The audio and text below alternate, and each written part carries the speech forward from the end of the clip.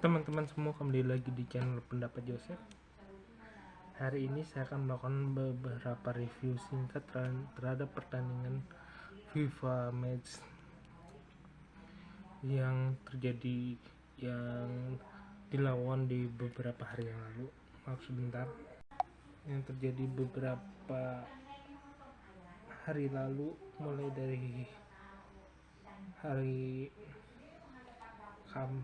Kamis, Jumat, Sabtu, 3 hari ini, dan masih ada hari Minggu, hari malam ini ya, ke hari Senin, habis itu sampai Rabu apa Kamis baru selesai itu laga ini, beberapa laga ini. Nah, laga FIFA friendly match itu beberapa friendly match dan beberapa kualifikasi. Nah, yang saya fokuskan ini lebih satu Indonesia, kedua adalah pemain-pemain yang dipanggil di terhadap timnas masing-masing, terus pemain Roma. Nah, khusus untuk mempersingkat waktu, kita bahasnya secara singkat. Pertama, FIFA match kemarin Indonesia melawan Burundi. Sebenarnya nggak ada pemain juga di tim itu, tapi karena Indonesia dan terkait juga terhadap U20 nanti, yang saya akan buat video khusus. Permainan Indonesia cukup bagus, pertahanan cukup bagus. Saya nonton video pertandingannya karena fokusnya kemarin nonton di channel lain, acara lain. Secara pertahanan cukup bagus, tektokannya cukup bagus. Pemain Burundi ya sesuai prediksi memang bukan timnas Afrika yang kuat ya, jadi Indonesia memang jauh lebih unggul dalam segi penguasaan pertandingan, penguasaan taktik, kualitas individual per tim, dukungan publik. Jadi segalanya Indonesia unggul, dan saya sepakat secara ini beberapa transformasi bertahan dan menyerang cukup bagus, dan golnya cukup Jacob Sauri dan beberapa pemain yang ikut mencetak gol ya cukup bisa memberikan nafas lega setelah kejadian Piala Asia di Uzbekistan itu kemarin. Itu cukup mengecewakan, cukup bagus begitu. Nah, setelah itu kita beralih ke Argentina lawan Panama. Ya, Panama ya cukup di bawah permainannya sih kalau kita bilang. Argentina lebih bagus karena dia sebagai juara dunia, sorot perhatiannya tuh cukup kuat di Argentina.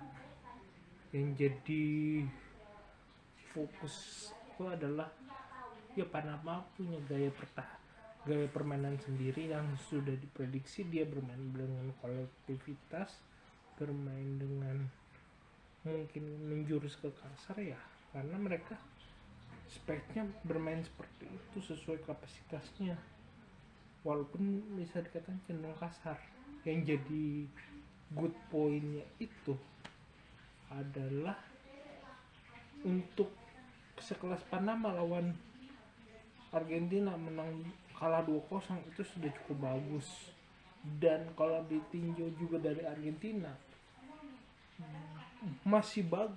aku katakan masih bagus, karena dua golnya itu meskipun salah satunya juga dibuat Messi dan ada banyak momen bertumpu pada Messi, adalah keputusan Sakoloni yang dalam memainkan pemain-pemain yang dulu yang di Piala Dunia ya itu diandalkan atau tidak bermain secara penuh itu juga cukup diberikan ruang. Salah satunya Paulo Dybala yang main di Roma. Nah, eh, kerjasamanya di sisi permainannya Argentina, terutama menyerang dan menguasai pertandingan, itu cukup terlihat meskipun memangnya tidak bisa gol. Itu yang jadi poin bagusnya, dan permainannya seperti ini akan memberikan efek cukup bagus untuk sepak bola Argentina ke depannya, karena lebih karena kalau pemain sering tampil di klub terus dapat kepercayaan dan timnas mempunyai kemampanan dalam segi pemain utama dan pemain kedua di lini kedua, itu akan lebih membuat timnasnya tuh bermain stabil, dan sekarang ini ya memberikan ruang banyak sih untuk beberapa pemain. Saya berharapnya Argentina bisa bermain lebih fleksibel ke depannya dan berharap gak cuma main tim utama saja yang bermain, jadi juga sesuai kapasitas tim kadang-kadang. Nah, itu cerita. Nah, selanjutnya pemain Roma yang bermain buat timnas itu Portugal lawan Silesen. Secara singkat, permainannya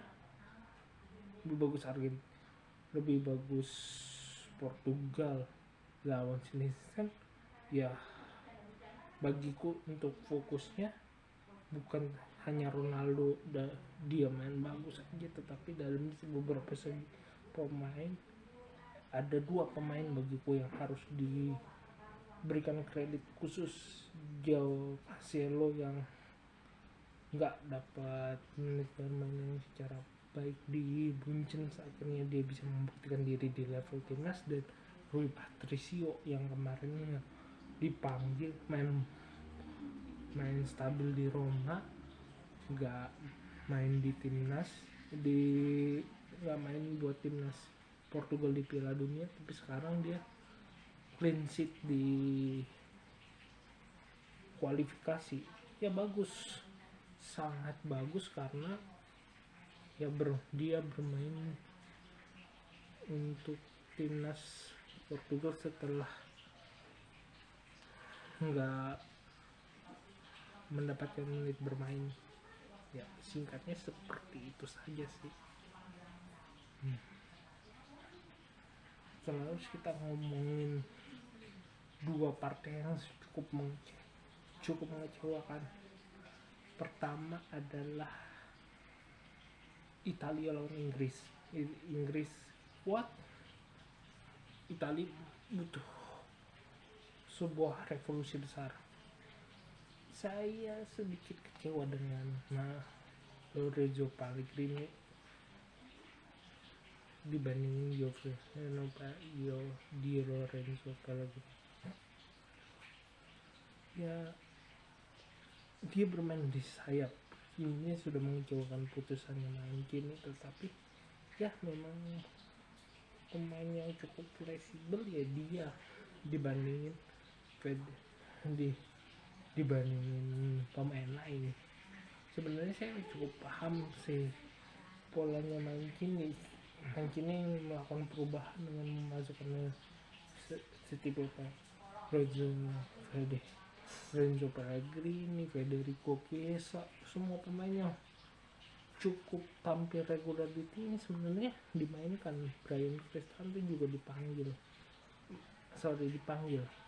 Yang jadi permasalahan bagiku adalah ya lini depannya Italia itu sedang krisis. Sebenarnya sudah sejak lama ini krisis. Pertama itu kan krisis kualitas, krisis nama besar, habis itu krisis kualitas, sekarang krisis jumlah. Jadi sepak bola Italia memang sedang krisis.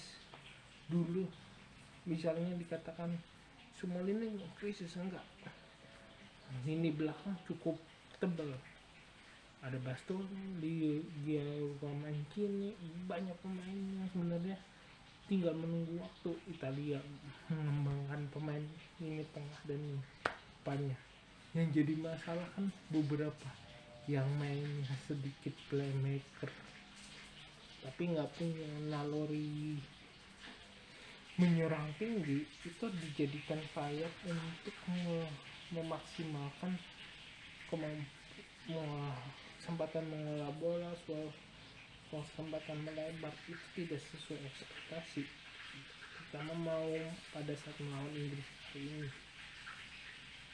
Mungkin memang jauh lebih bagus, apalagi secara banyak segi, kualitas tim, kualitas individual pemain, semua di atasnya. Memang apakah Italia nggak punya kualitas? Ya punya, tetapi menurutku momennya belum tepat.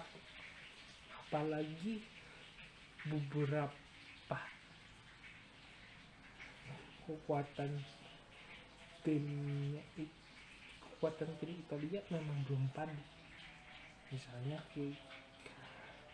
kita imajinasikan yang pertahanan sudah cukup bagus, tapi mempertimbangkan di klub sendiri tidak punya playmaker yang benar-benar diandalkan di Italia selain misalnya Tonali dan Lorenzo Pellegrini. Itu sebenarnya juga ada masalah. Nah, kenapa kalau dikatakan Fares di Sassuolo juga cukup bagus, tapi ya come on, kita ngomong Italia harusnya juga menumpuk lini tengah. Artinya memang kuat tetapi tidak sekuat yang diharapkan, karena kebanyakan harapan itu dibandingkan oleh beberapa tahun yang lalu, yang sebenarnya juga ada kesalahan dari kebijakan klubnya. Artinya apa? Ingin cepat, ingin instan untuk memperjuangkan nama klub dengan membeli pemain asing yang sebenarnya pemain asing yang sudah punya nama, sudah punya kualitas, tetapi ya krisisnya di situ. Dia beli pemain belum, krisisnya di situ, pemain yang sudah matang belum memberikan transfer ilmunya. Itu juga berlaku sama pemain Italia yang sebenarnya sudah punya nama, sudah punya kualitas, misalnya main di satu klub tapi tidak gagal memberikan transfer ilmu. Dan itu krisisnya di Italia sendiri, di lini tengah, di lini depannya. Terus dibesarkan ininya adalah pemain yang diprioritaskan untuk membangun serangannya. Jadi ya krisisnya di situ, dan itu harus ada banyak perubahan. Bahkan dulu mengutip Coach Justin, sebenarnya Roma juga melakukan banyak perubahan dengan melakukan kerja menunjuk Mourinho. Banyak pemain muda Roma diorbitkan, dan kalian bisa tahu sendiri kayak seperti Polandia sekarang, dia memiliki Zelensky tapi tidak memberikan efek pas bagi Polandia juga, dan itu terjadi dengan Roma. Jadi ya butuh waktu menurutku untuk skuadnya benar-benar pas, karena ya sudah hilang untuk mengatakan ini momen pertama, tetapi juga momen dimana harusnya memberikan suatu gairah baru, pertunjukan baru, tetapi ya gagal di sini. Jadi Italia juga harus melakukan usaha untuk mendapatkan poin di laga selanjutnya. Cukup sekian dari saya. kurang lebihnya mohon maaf. Subscribe channel Pendapat Joseph, terus lagi channel Pendapat Joseph, tulis komentar Anda dan saran terkait video. Terus jika mau berinvestasi, silahkan klik link Saweria di deskripsi. Terima kasih.